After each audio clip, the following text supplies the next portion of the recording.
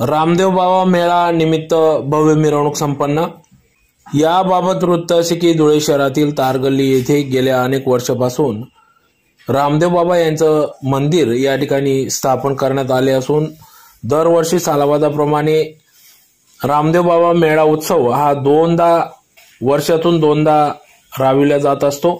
अतिशय भक्तिमय वातावरणात सदर कार्यक्रम पार पडत असतो।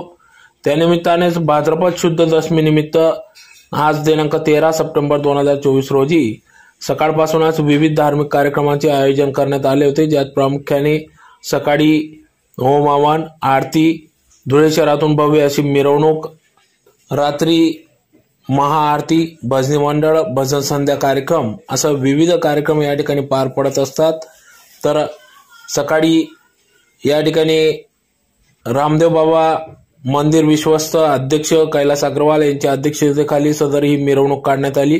अतिशय ढोल ताशांच्या गजरात नाचत गाजत सदर विविध ठिकाणी आरती पूजन करण्यात आले। तर या प्रसंगी या ठिकाणी अध्यक्ष कैलास अग्रवाल, माजी नगरसेवक सुरेश जैन, चंद्रकांत जैन, निलेश जैन, सूर्यकांत जैन, प्रशांत वर्मा, राजू शर्मा, जाजू आदी सर्व पदाधिकाऱ्यांनी या कार्यक्रमासाठी अथक परिश्रम घेतले। तर या मिरवणुकीत मोठ्या संख्येने भाविक भक्त उपस्थित होते।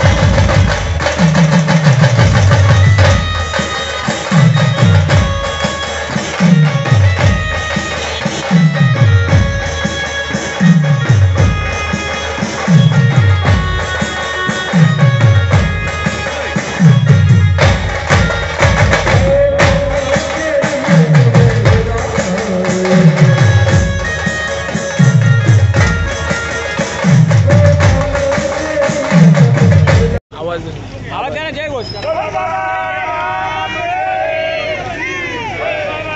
रामदेव की, अजमल घर अवतार की, घोड़े वाले की।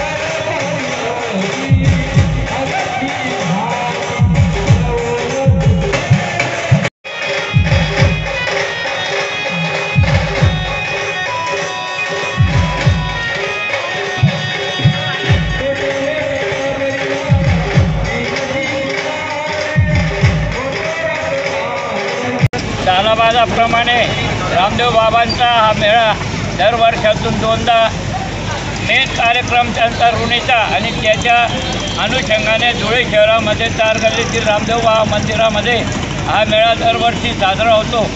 भाद्रपद शुद्ध दशमीला या ठिकाणी मंदिरामध्ये सकाळी होम हवन आरती, त्याच्यानंतर मिरवणूक बाबाच्या प्रतिमेची आणि त्यानंतर भंडारा, रात्री महाआरती, रात्री भजनाचा कार्यक्रम या ठिकाणी साजरा होतो।